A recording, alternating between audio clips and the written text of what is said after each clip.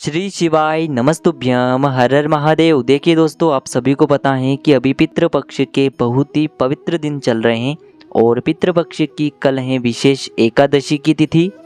देखिए, यदि आपके जीवन में कुछ भी अच्छा नहीं चल रहा है, आपके जीवन में धन की बहुत अधिक समस्या है, धन कहीं से भी आ ही नहीं पा रहा है, कर्जा बहुत अधिक बढ़ने लगा है, बीमारियों ने आपके घर को घेर लिया है, घर में कोई न कोई दोष हमेशा लगा हुआ ही रहता है, या फिर आपकी कोई भी ऐसी मनोकामना है जो पशुपति व्रत करने के बाद भी परिपूर्ण नहीं हो पाई है, तो मात्र आपको ये छोटा सा और सरल सा उपाय कर लेना है।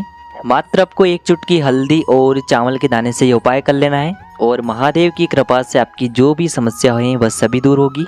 पूज्य गुरु जी की कथा को सुन करके और समझ करके ही आपको समझाने का पूरा प्रयास करूंगा। लेकिन दोस्तों, वीडियो में आगे बढ़ने से पहले वीडियो को लाइक करें और चैनल को सब्सक्राइब करके कमेंट में ओम नमः शिवाय जरूर लिखें। देखिए, आज के इस पूरे वीडियो में हम 3 महा उपायों के बारे में बात करेंगे जो कि आपकी अलग अलग मनोकामना की पूर्ति के लिए होने वाले हैं।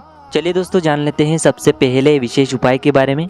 देखिए, ये उपाय विशेषकर उन लोगों को करना है जिनके जीवन में धन की बहुत ही अधिक समस्याएं, यानी कि धन आपके जीवन में कहीं से भी आ ही नहीं पा रहा है, या फिर आपके जीवन में कर्जा बहुत अधिक है। धन से संबंधित जितनी भी परेशानियां हैं, माता लक्ष्मी आपके घर में प्रवेश नहीं कर पा रही हैं, तो आपको ये उपाय करना है। आपकी धन से जुड़ी सारी समस्याएं दूर होगी।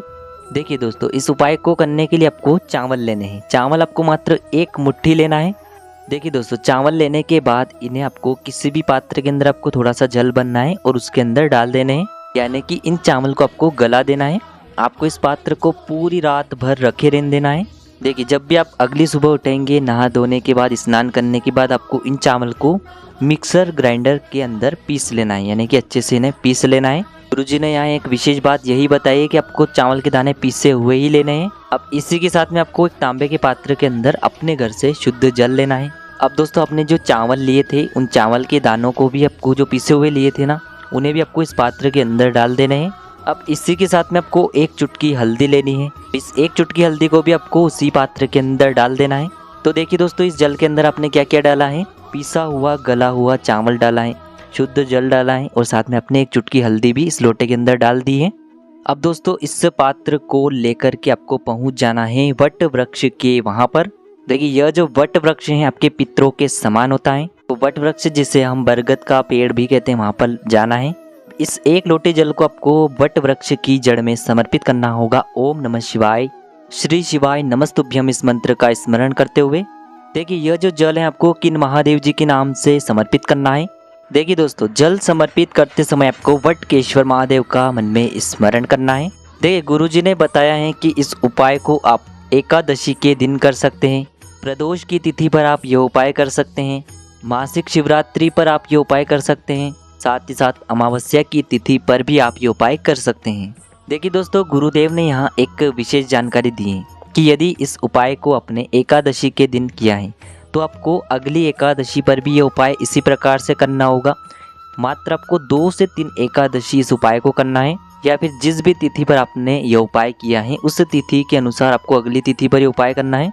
देखिए, जब आप तीसरी बार इस उपाय को करेंगे तो वहां से आपको एक जड़ का टुकड़ा लेना है कि वट वृक्ष की जो जड़ होती है उसका छोटा सा टुकड़ा आपको उठा लेना है। अब इस जड़ को आपको किसी भी धागे से बांध करके अपने गले में या फिर अपनी पॉकेट में रख लेना है, यानी कि आपको हमेशा इसे अपने साथ रखना है। इस उपाय को करने के बाद आपके घर में कभी भी धन वैभव संपदा की कमी नहीं होगी। जितना भी भारी से भारी कर्ज होगा वह सभी उतरने लगेगा। तो इतना असरकारी उपाय है यह वटकेश्वर महादेव का।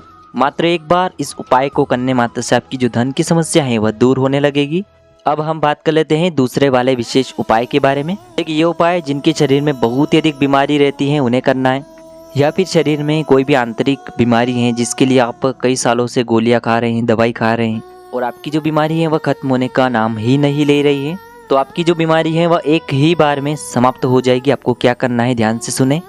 देखिए, आपको मात्र 1 दुर्वा घास लेनी है, साथ में आपको एक तांबे के पात्र के अंदर शुद्ध जल लेना है अपने घर से, और इन दोनों को लेकर के पहुंच जाना है आपको भगवान शिव के मंदिर में। देखिए, सबसे पहले तो आपको अपना मुख जो उत्तर दिशा की तरफ रख करके खड़े हो जाना है और 1 लोटा जो शुद्ध जल है इसे आपको भगवान शिव के शिवलिंग पर धीरे धीरे समर्पित कर देना है। श्री शिवाय नमस्तुभ्यम, इस मंत्र का जाप करते हुए। देखिए, जल जो है आपको कुंदकेश्वर महादेव का स्मरण करते हुए समर्पित करना होगा। अब देखिए दोस्तों, आपके पास जो एक दुर्वा घास है उसे आपको माता अशोक सुंदरी वाले स्थान पर रखना है। देखिए दुर्वा घास की जो डंडी होगी वो जलाधारी की ओर रहेगी, पत्ती वाला भाग शिवलिंग की तरफ रहेगा।